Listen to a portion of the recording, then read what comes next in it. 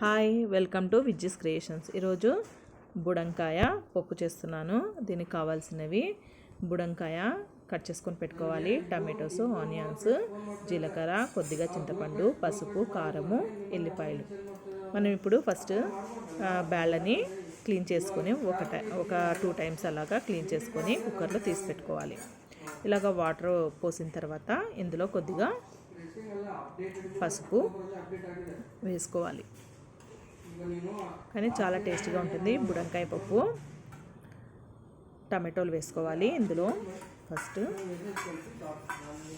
తర్వాత బుడంకాయలు కట్ చేసాం కదా, అవన్నీ ఇందులో వేసుకోవాలి. ఆనియన్స్, తర్వాత ఎల్లిపాయలు, తర్వాత చింతపండు, జీలకర్ర, పసుపు, కారం ఇవన్నీ వేసుకున్న తర్వాత ఒక 3 విజిల్స్ వచ్చే వరకు స్టవ్ పైన పెట్టుకోవాలి.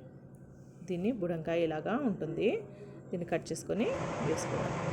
ఇప్పుడు 3 విజిల్స్ అయిన తర్వాత మనకి పప్పు రెడీ అయింది. ఇలా పప్పు మెత్తగా చేసుకున్న తర్వాత మనం తిరువాతకి అంటే పోపు పెట్టేసుకున్నాము. పోపు ఇలా పెట్టేసుకుంటే చాలా టేస్టీగా ఉంటుంది. ఇప్పుడు మనకు కావాల్సిన బుడంకాయ పప్పు రెడీ అయింది. ప్లీజ్ సబ్స్క్రైబ్ చేయండి, షేర్ చేయండి, కామెంట్స్ పెట్టండి.